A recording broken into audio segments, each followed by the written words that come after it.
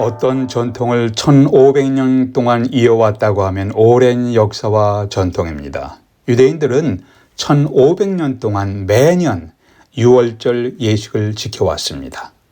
주전 1500년경에 애굽의 노예살이에서 해방되어 하나님이 약속하신 가나안 땅을 향해 출발했던 것을 기념하는 것이 유월절입니다.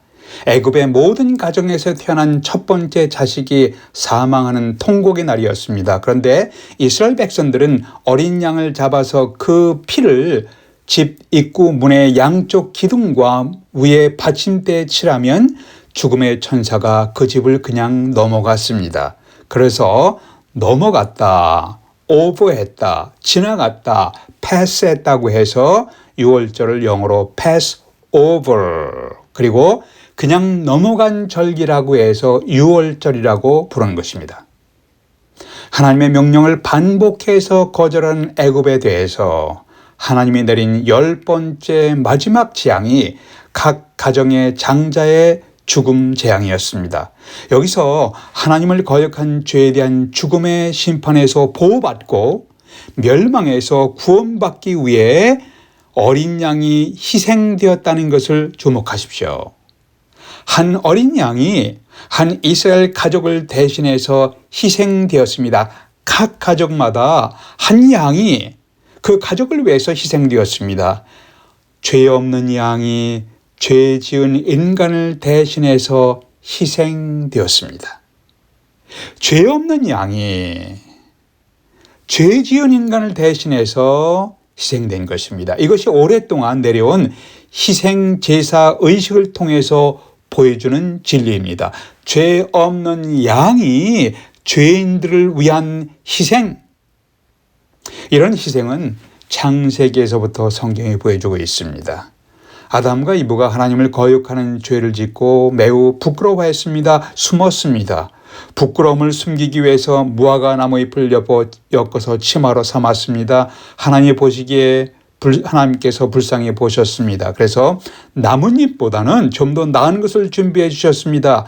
창세기 3장 21절에서 여호와 하나님이 아담과 그의 아내를 위하여 가죽옷을 지어 입히시니라. 가죽옷을 준비하기 위해서 하나님이 짐승을 희생시키셨습니다. 창세기 22장에서 이삭이 죽음의 상황에 처하게 될 때 하나님이 양을 준비하셨습니다. 그래서 아브라함이 이삭을 대신하여 그 양을 희생제물로 드렸습니다. 이삭을 살리기 위해서, 이삭에게 생명을 주기 위해서 그 양을 희생시키셨습니다. 출애굽기 12장에서 시작되어 1500년 동안 유월절을 통해서 수많은 양들이 희생되었습니다. 1500년 동안 유월절에 수많은 양들이 희생되었습니다. 이런 것은 앞으로 죄인된 인간들을 위해 희생되실 특별한 하나님의 어린 양을 바라보게 하는 것이었습니다. 어느 날 침례 요한이 요단강가에서 예수님을 바라보면서 이렇게 외쳤습니다. 보라, 세상 죄를 지고 가는 하나님의 어린 양이로다. 요한복음 1장 29절이에요. 요단강가에서 자기에게 나오시는 예수님을 바라보면서 이렇게 외쳤습니다. 보라, 세상 죄를 지고 가는 하나님의 어린 양이로다. 온 세상 사람들의 죄를 짊어지고 대신하여 희생당하실 하나님이 준비하신 어린 양이라는 의미예요. 사도 바울은 우리의 유월절 양 곧 그리스도께서 희생되셨느니라고 선언했습니다.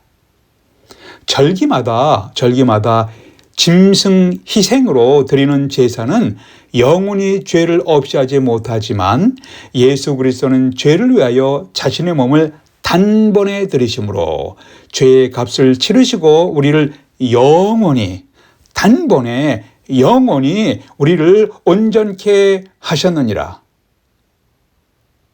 이것이 히브리서 10장의 메시지예요. 1500년 동안 양의 희생을 드리면서 장래에 나타나실 하나님의 어린 양을 바라보게 했던 유월절 예식은 하나님의 어린 양으로 희생되신 예수 그리스도를 통해서 완전히 완성되었습니다. 성취되었습니다. 이것이 히브리서 10장의 핵심 메시지예요. 오늘 성경 말씀에서 오랜 역사와 전통인 유월절 예식이 마무리되고 새로운 예식이 시작되는 장면이 나옵니다. 이 땅에서 마지막 유월절 예식, 그리고 첫 번째 성만찬이 시작되는 모습이에요. 마지막 유월절 예식, 그리고 첫 번째 성만찬이 시작되는 모습. 옛 시대가 끝나고 새 시대가 시작되는 전환점입니다. 예수님은 이후로는 성만찬 혹은 죄 만찬 예식을 행하실 것을 말씀하셨는데, 주님은 우리에게 어떠한 메시지를 주셨습니까? 이것이 오늘 메시지의 초점입니다. 첫 번째, 성만찬은 우리가 예수 그리스도의 희생을 통해서 구원받은 은혜를 기억하게 하는 것입니다. 성만찬은 우리로 하여금 그리스도의 희생을 통해서 구원받은 은혜를 기억하게 하는 것입니다. 22절, 24절에서 주님이 떡을 가지시고 축복하시며 받으라, 이것은 내 몸이니라 하셨습니다.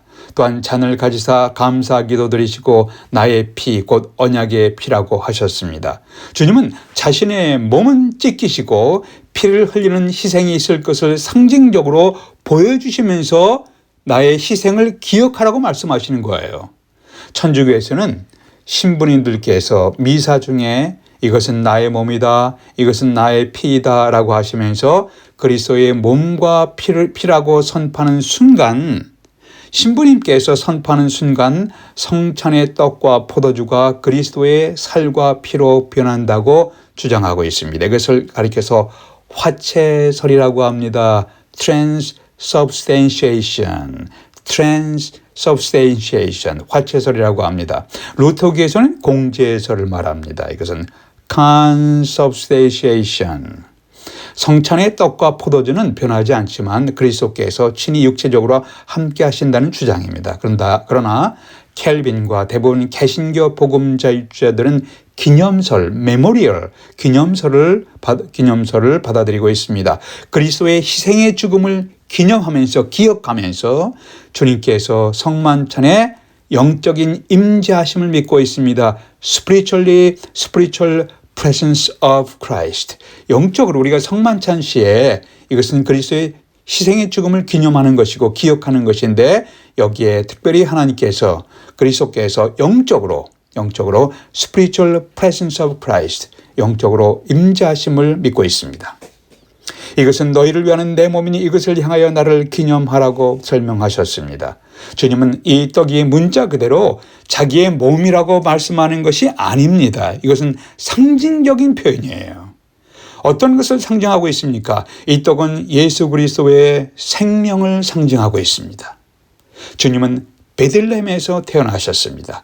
베들레헴의 의미는 떡의 집, 떡의 도시, house of bread, 떡집이라는 의미예요. 주님이 육신을 입고 이 땅에 오셔서 떡의 집에서 태어나 사람들에게 생명을 주는 떡이 되셨습니다.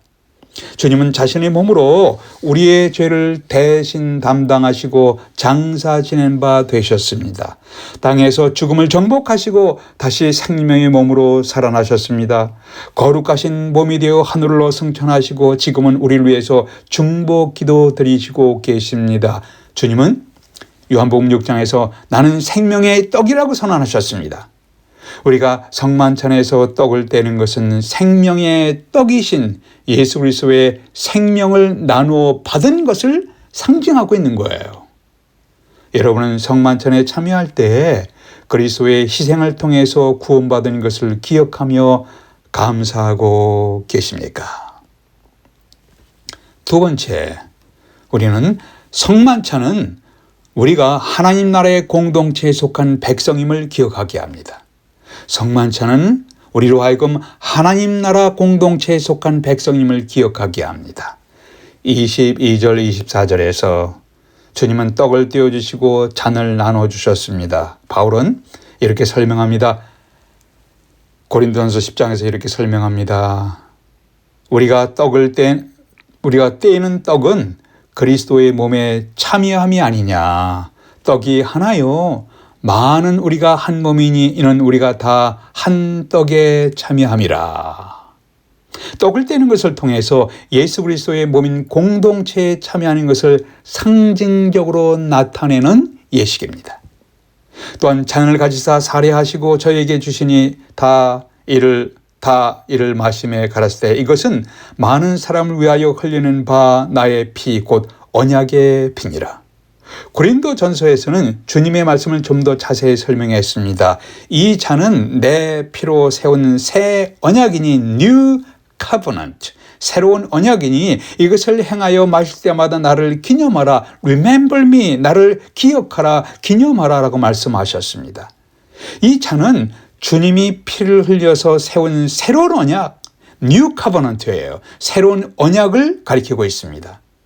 이 잔을 마실 때마다 예수님이 십자가를 통해서 우리를 죄 가운데서 구원해 주시고 새 언약의 백성으로 New Covenant, 새 언약의 백성으로 삼으신 것을 기념하라, 기억하라고 말씀하시는 거예요. 성만찬은 말로만 전파하는 단순한 설교 이상으로 청각으로, 촉각으로, 후각으로, 시각을 통해서 예수 그리스도의 희생의 의미를 전파하는 강력한 복음 설교입니다. 2024년 여름이죠. 파리 올림픽은 개막식에서 레오나르도 다빈치의 최후의 만찬을 패러디했습니다. 주최 측은 아니라고 했지만 예수님과 12 제자들이 마지막 저녁 식사하는 최후의 만찬을 떠올리기에 충분했습니다. 중앙에 예수님 자리에는 여성이 앉아 있었고 여장 남자 공연자와 트랜스젠더 모델들이 퍼포먼스를 펼쳤습니다. 이 정도로 이 세상은 하나님과 예수 그리스도를 모독하는 시대입니다. 조롱하는 시대입니다. 타락의 정도가 이렇게까지 심각합니다. 이 시대를 분별하면서 성경을 통해 계시된 예수 그리스도의 진리를 바라보며 흔들리지 않는 신실한 믿음으로 살아가시기를 기원합니다. 기도하시겠습니다. 아버지 하나님, 혼란한 세상에서 가치관이 땅에 떨어지고 혼란한 세상에서 저희들은 살아가고 있습니다. 하나님의 진리에 저희의 믿음의 뿌리를 깊게 내리게 될 수 있도록 저희들의 발걸음을 인도해 주시옵소서. 저희들과 저희의 다음 세대가 복음의 진리를 계승할 수 있도록 하나님 도와주시옵소서.